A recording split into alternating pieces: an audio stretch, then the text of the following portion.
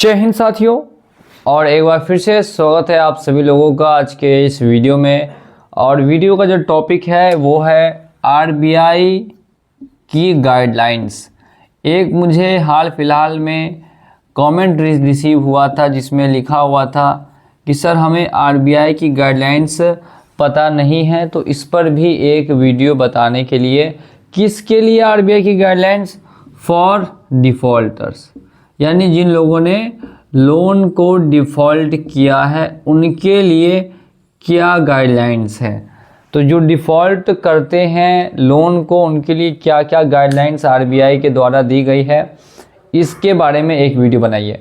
तो देखिए, हो सकता है कि आप पहले से भी जानते हो और हो सकता है कि अगर आप नहीं भी जानते हो तो इस वीडियो को आप वॉच कीजिए, आपके लिए काफ़ी बेनिफिट होगा।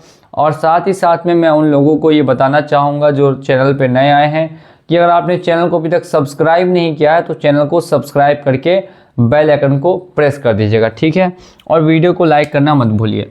सबसे पहली बात करते हैं कि लोन डिफ़ॉल्ट करने पर जिन्होंने लोन को डिफ़ॉल्ट किया है उनका प्रोसेस क्या होना चाहिए।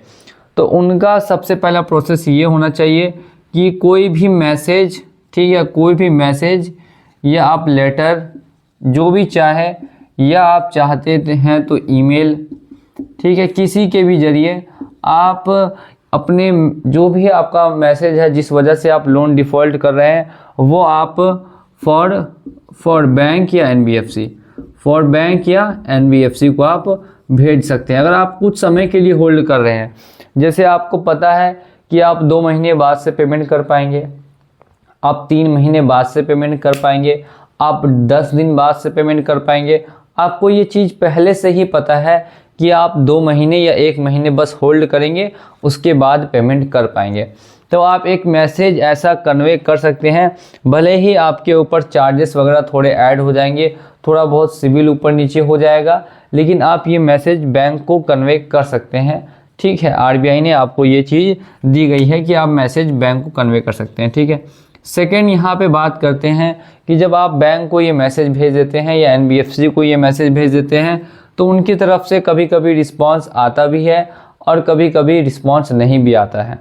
अब मान लेते हैं कि रिस्पांस मिल गया तो अच्छी बात है, कुछ टाइम मिल गया तो और अच्छी बात है, और रिस्पांस आया लेकिन उसमें टाइम नहीं मिला तो भी इसमें आपको ज़्यादा टेंशन लेना है या घबराना बिल्कुल भी नहीं है, क्योंकि आपने अपना काम तो अपनी तरफ से बिल्कुल किया। अब नेक्स्ट है कि वो आप अपनी जो भी फाइनेंशियली आप कितने एबल हैं, फाइनेंशियली एबिलिटी को आपको अपनी पहले फिर से चेक करनी होगी कि आप अभी कहाँ हैं, क्या आपके पास इतनी एबिलिटी है कि आप उस लोन को फ्यूचर में पेमेंट कर पाएंगे कि नहीं कर पाएंगे। अपने आप को आपको चेक करना पड़ेगा कि भाई आप फाइनेंशियली कितने एबल हैं। अगर मान लीजिए आप फाइनेंशियली एबल नहीं हैं तो अगर आपने पर्सनल लोन लिया है तो आप सीधे जाएंगे सेटलमेंट की तरफ, जिसमें आपको लोन को सेटलमेंट करके क्लोज करना होगा। फाइनेंशियली एबिलिटी आपको पता होनी चाहिए। जैसे आपका लोन अगर 10 लाख का है तो आपको पता है कि भाई अब मैं कहीं से भी 10 लाख रुपए ला के नहीं दे सकता, तो आप उसको सेटलमेंट करके क्लोज करा दीजिए। और अगर आपको पता है कि नहीं मैं 10 लाख रुपए दे दूंगा, कुछ समय में दे दूंगा, तो ये भी चीज़ आपको पता ही होनी चाहिए कि आपकी जो फाइनेंशियली स्थिति है वो कैसी है, ठीक है।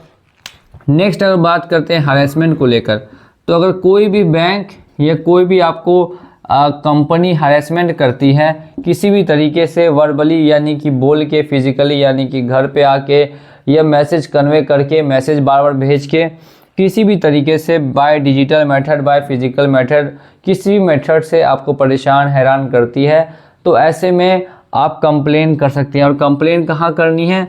तो कंप्लेन करनी होगी आपको सबसे पहले बैंक में ही या फिर उस एनबीएफसी में ही।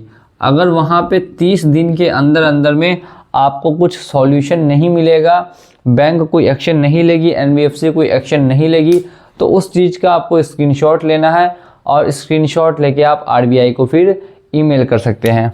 ईमेल आईडी मैं यहाँ पे छोटी सी लिख देता हूँ, crpc@rbi.org.in, ठीक है। ये है आपको ईमेल आईडी जहाँ आप ईमेल कर सकते हैं, ठीक है। सीधे डायरेक्ट आरबीआई को भी ईमेल कर सकते हैं, कंप्लेन वहाँ भी कर सकते हैं अगर आपको बैंक या एनबीएफसी के कस्टमर सपोर्ट में कोई भी सुनवाई नहीं हो रही है तब। ठीक है, नेक्स्ट बात करते हैं पेनल्टी को लेकर। क्या अनलिमिटेड आपका लोन बढ़ता रहेगा? क्या वो 1 लाख का 1 करोड़ हो जाएगा? क्या वो 1 लाख का 2 करोड़ हो जाएगा? तो ऐसा पहले हो सकता था, लेकिन अब होना मुश्किल हो गया है। पेनल्टी जो भी आपके लोन पे लगेगी उसका अमाउंट जो है पहले से अब फिक्स होगा, साल में 40% से ज़्यादा नहीं बढ़ सकता। पेनल्टी जो है आपके जो भी अमाउंट है उस पर 40% से ज़्यादा नहीं बढ़ाई जा सकती। नेक्स्ट अगर बात करें 5 कि क्या आपको लोन जब भी मिला था तो लोन मिलने से पहले भी काफ़ी प्रक्रिया होती है, क्या उसको पूरी तरीके से बैंक ने फॉलो किया था? क्या बैंक ने चेक किया था कि आपकी सैलरी वगैरह कितनी है या आपका बिजनेस कैसा चल रहा है? यानी कि बैंक ने क्या डॉक्यूमेंटेशन सही से किए थे या डॉक्यूमेंटेशन में कोई हेर फेर तो नहीं की थी, ताकि उनको कमीशन मिलने के चक्कर में आपको ज़्यादा लोन मिल सके। कहीं कहीं ऐसी न्यूज़ आती है, अब मैं ऐसा बोल नहीं रहा, ऐसा मुझे खुद पता चला, न्यूज़ मिलती है कि जैसे बैंक के कुछ मैनेजर्स होते हैं और जो फाइनेंस डिपार्टमेंट में काम करते हैं, वो कुछ पैसों के लिए जैसे कोई 50,000 उसको घूस दे दिया, उसके बदले उसने उसको 5 लाख का लोन दे दिया। किसी ने 1 लाख घूस दी तो उसको 10 लाख का लोन मिल गया, किसी ने 2 लाख घूस दी उसको 20 लाख का लोन मिल गया। तो ऐसा भी कहीं कहीं होता है, वो उसमें डॉक्यूमेंटेशन काफ़ी इधर उधर किए जाते हैं, गलत सलत बनाए जाते हैं। तो क्या आपके साथ कुछ ऐसा अगर हुआ है तो आपको इसको रिपोर्ट करना होगा, और अगर नहीं हुआ तो फिर ठीक है। नेक्स्ट यहाँ पे एक और चीज़ है कि आप बैंक के साथ कम्युनिकेशन रख सकते हैं। कम्युनिकेशन यानी बैंक के साथ आप बातचीत रख सकते हैं। अब ज़रूरी नहीं है कि बार बार आप उनका कॉल ही उठा के उस पर ही बात कीजिए, आप उनको ईमेल के ज़रिए बात कीजिए, हफ्ते में 2 बार ईमेल कर दीजिए, लेटर पोस्ट कर दीजिए, लिख के अपने हाथ से पोस्ट कर दीजिए कि भाई मेरी ये स्थिति है, मैं कॉल पे नहीं बात कर सकता तो मैं लेटर से बात करूँगा, मैं ईमेल से बात करूँगा, डिजिटल माध्यम है व्हाट्सएप से भी बात कर सकते हैं, आप कस्टमर सपोर्ट में कॉल करके उनसे बात कीजिए, जैसे आपको करना आप कर सकते हैं। तो बैंक से आप कम्युनिकेशन भी रख सकते हैं। तो ये कुछ ऐसी चीज़ें हैं जिनके बारे में आप सभी लोगों को जानकारी होनी चाहिए। जिन्होंने भी लोन को डिफ़ॉल्ट किया है, सबसे पहली बात तो मैसेज लेटर ये आप बैंक को भेज सकते हैं। नेक्स्ट है ये फाइनेंशियली एबिलिटी पता होनी चाहिए, अगर नहीं पता है और नहीं समझ में कुछ आ रहा तो कम से कम लोन को सेटलमेंट करा लीजिए। हारेसमेंट से अगर बचना है तो उसके लिए आरबीआई के पास अब जा सकते हैं। पेनल्टी आपकी 40% से ज़्यादा नहीं लगनी चाहिए। बैंक का डॉक्यूमेंटेशन प्रोसेस आपको पूरा पता होना चाहिए कि उन्होंने सही किया है या गलत किया है। नेक्स्ट अगर बात करते हैं बैंक से आपको कम्युनिकेशन भी रखना है, और भी इसके अलावा कुछ बहुत सारी है, जैसे रिकवरी एजेंट्स को लेकर भी है। रिकवरी वाले जो आते हैं उनके लिए भी गाइडलाइंस है, जो कि मेरी नेक्स्ट वीडियो में होने वाली है। ये उनके लिए है जिन्होंने डिफ़ॉल्ट किया हुआ है। तो इन सभी चीज़ों को आप ध्यान से एक बार देखेंगे, पढ़ेंगे, समझेंगे। बहुत बहुत धन्यवाद वीडियो देखने के लिए। मिलूंगा मैं आप लोगों से अगली वीडियो में बहुत ही जल्द।